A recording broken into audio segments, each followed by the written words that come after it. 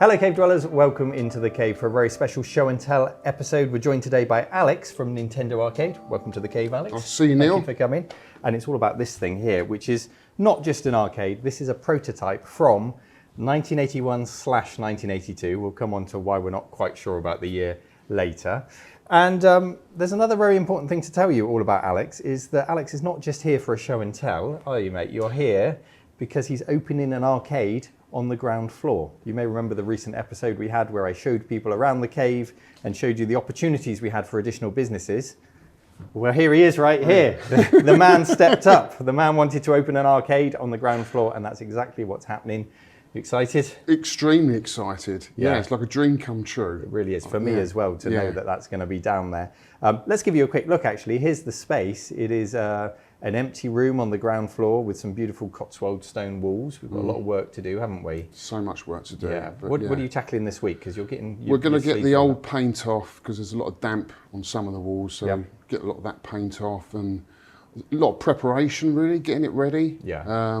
Getting the heating in and plug sockets, that sort of thing. Ripping the old heating out first of all, aren't we? It's a floor to ceiling refurb job to make it ready for an arcade, and we're not going to go into too much detail because there's a lot to develop and tell you about, and we're going to make some dedicated videos both on my channel and on Alex's channel because it's going to be Alex's arcade. So make sure you go and subscribe to his channel, links in the video description, and you can follow the progress. We've got GoPros set up down there to capture all that progress, and I should stop talking about it and save it for those videos, but suffice to say we're excited about it.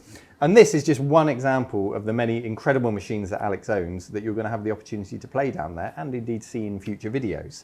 So Alex, just tell us briefly, what is it? Well, this is an arcade game by Stern Electronics that were established, I don't know, around about 1977. They had a very small window in the arcade scene. And it's a very unusual game because it's got parallax scrolling, so it's a very early example of parallax scrolling with twin sticks as well, which I love. I love a twin stick shooter. And the unique thing about this cabinet is it's a prototype. It's a prototype. Yeah. It's incredible. And it's got a really cool backstory to it. Yes. Which goes back to, was it the nephew of the developer? It was actually Tom Shippers, I think his name was. Right. His sister was friends with Chris Oberth's daughter. Right, okay. Right, so that's the link. Chris Oberth being the developer of the game, Stern, the designer. Yeah. We'll come on to all of that a bit later, but let's start with the game itself. I mean, let's talk about the game. So, we'd like to thank PCBWay.com for supporting our episode today. They aren't just about PCBs, but they do a tremendous job of that. They also offer CNC machining, sheet metal fabrication, 3D printing, and injection molding. If you're creating, then PCBWay.com can help you bring your project to life. Get an instant quote now over at PCBWay.com, and we thank them for their support. How do you play it, Alex? Right, you're in control of a helicopter, and you control the helicopter with this left stick, 8-way directions, and this right stick is your fire. You've also got a sub-bomb. You only really use that on the submarines on the later levels. So on the first levels, you've got helicopters to deal with. You've also got to rescue these little guys that fall out of the sky on these parachutes. And then once you've picked up a certain amount, you've then got to drop them on the island. That amount increases, doesn't it? So on level 1, you've got to rescue 2 paratroopers, then 3. Do you know what it goes up to, or does it just keep going up and up? It goes up to about 4 or 5, something like that. But yeah, the difficulty level wraps up quite slowly, so it's quite a nice, easy game to get into. They start adding speedboats and submarines, sharks, and then, to the sort of levels that I get to, when you sort of get into 200,000, you get like 5 helicopters in the sky to deal with. You're just showing off now with 200,000 points. I can tell you some more about the points. You get 250 points if you hit a helicopter, 75 for a shark, 125 points for a submarine, 180 for a ship, and 500 points for each man that you rescue by dropping on the island. Yeah, and you also get a bonus for picking the men up out of the sea while under fire. Okay. So if you wait around for them to start shooting at you, you get a bonus at the end of the level. Right, you get danger points. You do. So it's a perfect risk-reward game. Yeah. And that's what makes it so good, I think. This reminds me of 2 games rolled into one. One would be Robotron with the 2 sticks, The other would be Choplifter. Yeah, or even Defender, that kind of rolling around. Yeah, because the playfield does wrap around. It's not very big, is it, the playfield? Yeah. So, yeah, Chris Oberth was actually a huge fan of Robotron. So I think that's why he wanted to use the twin sticks. In terms of how intuitive this is to play, I have to admit, we've had this here a couple of weeks. Yeah. We've had some public days. And I pretty much every time have to tell people, use the second stick. They assume that's player 2. Oh, I see. And they're flying around and they're trying to bomb everything. Right. And then I tell them, there was someone the other day playing for a good 10 minutes, not realising you could shoot a gun. Well, I guess because it's a prototype, the controls, the description here is not that clear, really, because this has just been typed up. Yeah, let's have a look at that description then. So would this have been on, this wouldn't have been on the final No, product? I've seen the final product and it's completely different. Okay. And so, yeah, they've changed it around. It gives you a basic idea, but you wouldn't know that that was a fire stick, would you? Yeah. All the red helicopters are enemies. Avoid crashing into them and shoot to destroy. Rescue the paratroopers before they get eaten by sharks or run over by boats. Pick them up by cruising low. Yeah. When the island appears, land. Yeah. You don't actually land, do you? You No. just drop the ladder and make it out. Yeah. Yeah, and you can sink into the sea if you go too far. Yeah. But what I love about it is the parallax scrolling on there is just absolutely beautiful. Do you know how many layers that is? Because it seems like loads of layers. It seems a lot, and Moon Patrol claims to be the first game that has that parallax scrolling. Well, this is around about the same time, so you could argue that this was the first game to use parallax scrolling, Well, and I think it's better. Yeah.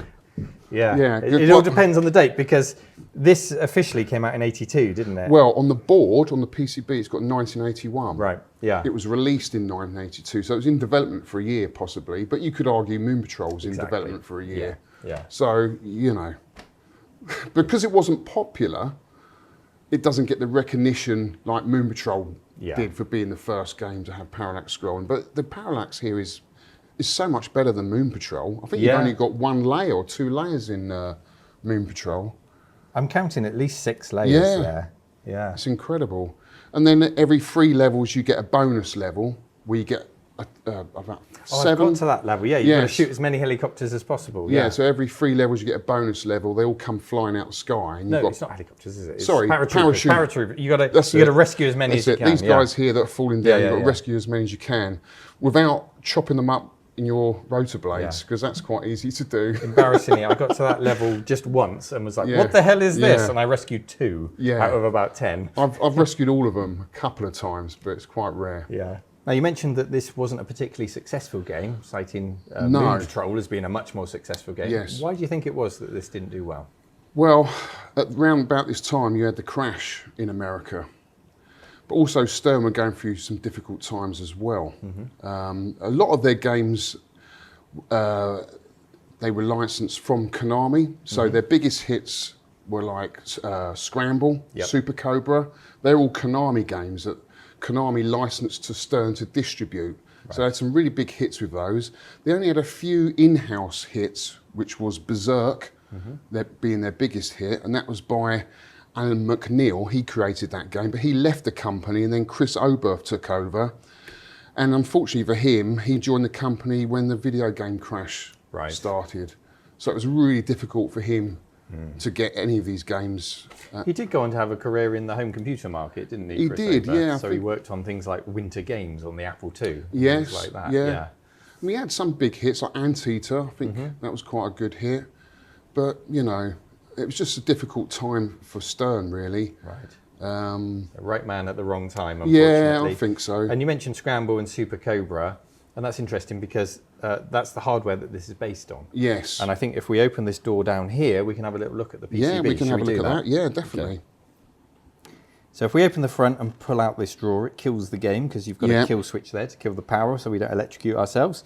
And here it is. It's nice and easy to access. Yes. It's all based on the same hardware as Super Cobra, which is, as we said earlier, was very similar to Scramble. So it's a conversion kit, although this might look different to what other people have out there. We don't know because it is a prototype. There's a little breadboard at the back there with some chips on. Yeah, the 30th week of 81 that was manufactured in. The top board is an A970 Stern board, manufactured by URL, which I believe is an American company. It is an electronics company that Stern got on board. I think they were making jukeboxes and stuff like that. Right, so they're not importing boards from Konami in Japan, they're manufacturing them in the US by the looks of it. You've got a step-down converter on this, so it's got the original US power supply, 60 hertz screen on there and everything. It is as it was when you imported it. Game runs on a Z80 CPU at about 3 megahertz. It's got AY sound chips, resolution on the screen, 224 by 256 with 32 colours maximum, which is pretty par for the course at that sort of age, isn't it? Yeah, it looks pretty impressive for the day. Now, I was looking at the flyers for this, and it mentioned that it's fitted with a standard earphone jack. I've looked everywhere, I can't find it. No, it's supposed to be about here. Right. But, you know, if you look at the finished product, which is in Fun Spots, the only original cabinet I know that exists, you can actually see the little socket there, little jack for your headphones. So you can come in with your headphones, your orange Walkman headphones, pop them on, plug in. That's a nice idea. I quite like that if you really want to get into the game, but it's not something I saw. It wasn't very common, No, I was don't it? think it would be particularly good in an arcade, to be honest with you. I mean, why would you want to do that anyway? I'm not sure, maybe... Get into the game, man. You really get into it. Yeah.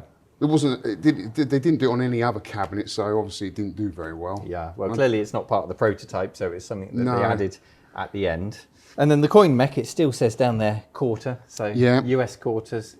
It hasn't been converted, has it? No, I haven't touched anything. You haven't touched anything, because I noticed when I use it, I flick it open and I press the button where the coin would press down to give you a credit. And it gives you about 10 credits at a time, doesn't it? Yeah, I guess you could reset that if you wanted to. But if you opened it up and seen the coin box inside, it's got Tasmania, which was another game that Chris Oberth produced at the company. So this is a bit of a mishmash of all sorts of games I had probably on the factory floor. Whatever they can find in the warehouse, they just pilfer in parts, But this was in his home, and I think he developed the game from home, that's what I heard. Right, so tell us a bit more about the backstory then. First of all, how did you come to own this? Right, so we're going to have to rewind a little bit. So this was a game I played a lot as a kid in my local arcade in Twickenham, called Dazzle, not to be confused with an adult magazine at the time. And it was a very small arcade. It had probably about 10 machines in there, but had some really rare games that you don't often see today, like iRobot, Kung Fu Master, all those kind of things. And this sat in the corner, but it wasn't in a dedicated cabinet like this, it was in a jammer cab, and it probably had a bootleg board inside. Right. Did it have a rescue marquee? No, just a generic cabinet. Generic fish and chip shop jammer cab. Keep talking, I'm going to plug this back in so we can see it running. So that's where I fell in love with the game. And then of course you move on, time goes past, and you forget I forgot what the game was called. I remember the game in my head, but I couldn't remember the name of the game. And then MAME comes along in 2000 and everyone's going back and trying to find all these games that we used to play as a kid, and I just could not find it until my good friend Victor Marland had it running in his arcade. And I was... Were you expecting it there, or did you just walk in and go, oh my God, No, that's straight that away game, we had this bond. We both liked the same game. And I just could not believe it. It was the first time I played the game for like 25 years, and it was just such a joy to play it again. And then I kind of set out to sort of recreate this cabinet for my own collection. So I got a jammer cab and put twin sticks on it and had a bootleg board that I put in there. And you mentioned your own collection. Keep talking. I'm going to cut away to some footage of your, what do you call it, your shed? My arcade. Your arcade, okay, sorry. Just mortally offended you by calling your arcade a shed. This is what it looks like in there. It's beautifully decorated with the wood paneling, and you've got marquees around the top and a lovely selection of games. So you wanted to buy a Rescue to add to your collection? Well, I would love to, but they're so rare. I mean, I did do some research on it, and the only cabinet I could find was in Fun Spot in America. So anyway, I managed to get a bootleg board and create my own cabinet. Then I did a video on my channel of me playing this game and telling my viewers my love for the game. Yeah. And you were probably perfectly happy at this point, playing on a bootleg, and this is how I remember it. Generic cab, bootleg. Exactly. So I had a few nice comments, and one of them actually was from this Thomas Shippers, I think his surname is, that's how you pronounce it. Yeah. But anyway, he said he had a prototype. Right. And wanted it to go to a good home. And you thought, yeah.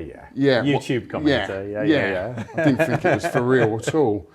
But anyway, I sent him my email, and he did. He sent me some pictures, and I just couldn't believe it. My jaw dropped to the floor. You know, seeing this in Chris Oberth's house. But unfortunately, he'd passed away. Yes. And they wanted to move a bit of his collection on. They offered it to me. They obviously wanted a valuation for the game. I didn't really know what it was worth. I just plucked a number out of my head. One of a kind, isn't it? £1,000 I offered him. Okay. And he had to go back to Chris Oberth's family, consult them, and they said, sounds great, but we're going to put it on eBay. Right, okay. So they used you for a valuation. Yeah. Stuck it on eBay for how much? £1,000. Okay. Starting bid at £1,000. Okay. And I said, well, can you at least send me a link? Because I'd love to see what it goes for. I followed it for 7 days and no one bid on it. Right, okay. So, except for me, at the last 5 minutes, I stuck a little bid on and I won it. Right, okay. So at the opening bid of £1,000. Yeah.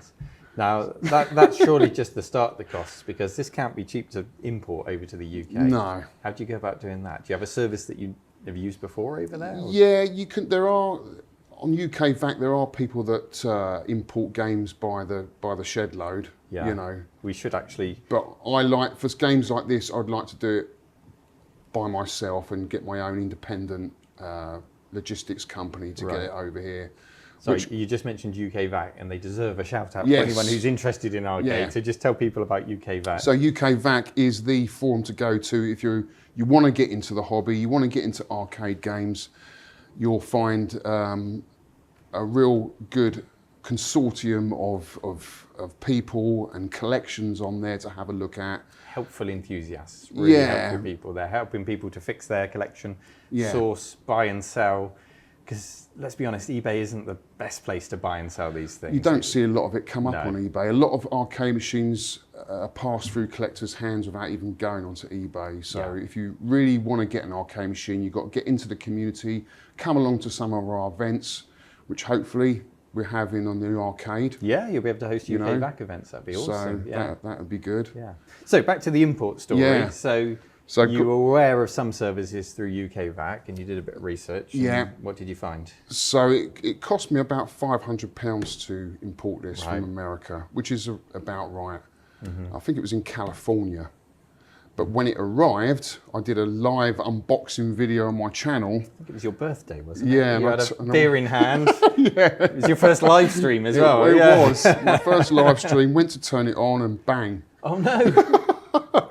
Smoke coming out the back, and I looked around the back, and the neck of the monitor tube had been cracked, so the vacuum had escaped. And right, so it'd probably just taken a big bang. Yeah. Was it in a crate, or how was it shipped? Yeah, it was crated. Right, so it just got dropped and. I had to source another monitor from the community. Did it have to be a specific monitor, or just any arcade monitor? Well, yes, I guess to fit, it had to be the right size, obviously. Yeah. This is the original bezel? The original bezel, so yeah. Got the right got size. nice slight tinted glass on there as well. Yeah. But overall, you know, it arrived okay, a little bit dirty, a bit grubby, got all the grease off the side, gave it a good clean. But I've kept everything original on here. Yeah. Even though I'm not keen on this prototype control panel, it tells a story, because obviously they've, you know, played around with where the button should go. Yeah, so there's a hole here where the joystick may have gone or not, or a button. Yeah. Yeah, and it almost looks photocopied, doesn't it? It does. But that screams prototype, so that's really nice. And if you see the finished products, it's beautiful coloured control panel. Right. And the buttons, you know, where it should be a bit further over there. Yeah. And you got the side art here, which is on really one nice. side. I love this side art. It's lovely. Do you know who designed the art? I don't know. Okay. It's very difficult to track down the artists for these early games.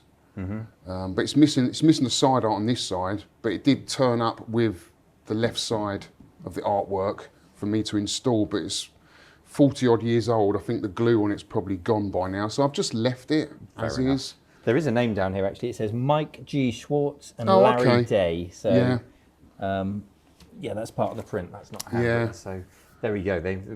Recognition at last. Yeah.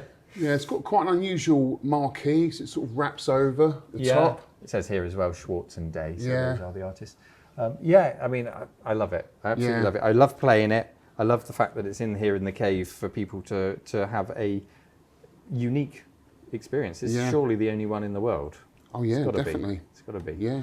And speaking of the only one in the world, it's not the only arcade that you have, which is very, very rare, if not the only ones in the world. And you've got to go over to Alex's channel. And if you look for nothing else, look for his Sky Skipper videos, because that is a hell of a story. It is a big story, that one. Yeah, go and check that one out. No spoilers. As far as games go, in the context of all the other arcades you've got and you've played, is this a good game? Definitely. Yeah? Yeah. I mean... One of Chris Oberth's finest, or where would you put it? I think so, yeah. Definitely his best game he's ever produced. There's another game that he made called Minefield. It's very similar, where you control a tank. But it's not as exhilarating as this one, and you haven't got as much freedom. Here you can fly all around. You've got a lot of control. Yeah, Minefield's very similar. It's got that same parallax scenery. It's vertically oriented the same. It's the same hardware, so it feels like a very similar game. But yeah, a tank on the ground. Tasmania was another one that he did, which is very similar to Robotron, where you've got kind of walls collapsing in on you, and you've got to clear the whole room before the walls close in on you, which is really good. And you can get a conversion kit for, if not for the prototype, then for the final cabinet, can't you? To be able to play a lot of Stern games in one cabinet? I could play Lost Tomb in here. Okay. That's not a Chris Oberth game, but that is an in-house Stern game. They didn't make many in-house games. As I say, Berserk was their biggest selling game, and a lot of the other games were Konami games that they distributed. That's how they made a lot of their money. But at the time, you know, the biggest Konami game in 1982 was Frogger. Right. And they didn't get the distribution rights, Stern, for that game because Konami were worried about people bootlegging Frogger. They knew it was going to be a big hit, so they got Sega to distribute Frogger, and that was a big... huge game, that was. Yeah, so, you know, if Stern had got that, they would have gone to be a bigger company, I think. Yeah, one game could make all the difference. Yeah, definitely. Yeah. Now, you claim to be a dab hand at this game, Alex, so we can't finish the episode without you setting a score. Okay. So do you want to put some credits in and set a score, and then the viewers have got something to try and beat. We were talking off camera yesterday, actually, and you mentioned that when this game first appeared on MAME, wasn't quite right, was it? No, it hasn't been ported well to, or dumped well into MAME. Has it been fixed yet? No, I don't think so. The bullets in MAME are very small. Right. We did a high score challenge for the 10 pence arcade podcast, and everyone was complaining that the bullets were too small and they couldn't play it. But when you play the original cabinet, you can see there's about 4 pixels to the bullets. Right. And on MAME, it's just a single pixel. One pixel, which is 4 times harder to shoot anything. So, you know, it makes it very difficult to play in MAME, right, but unfortunately. It's difficult at home then, if that hasn't been fixed for you to try and match this. But let's go ahead and set a score. But that's good, though, because no one can beat my score then.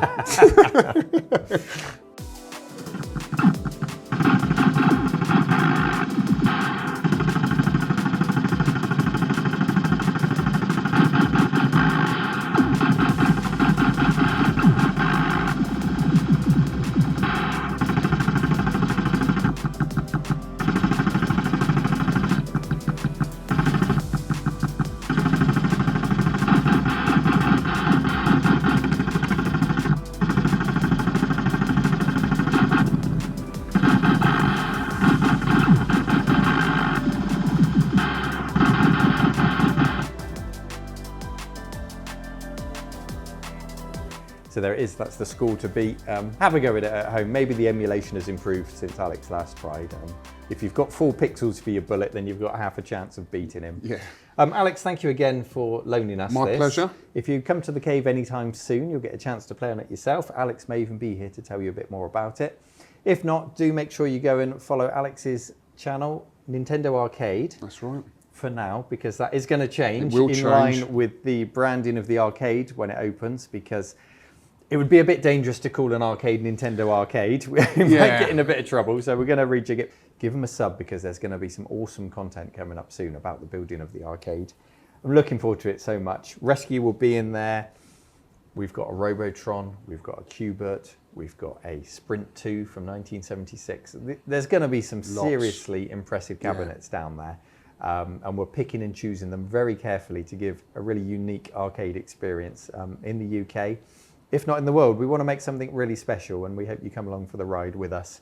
And it's going to be awesome. It's going to be so good. Yeah. Thank you again, Alex. Thank you for watching, everyone. Take care and see you next time. Bye-bye. Thank you.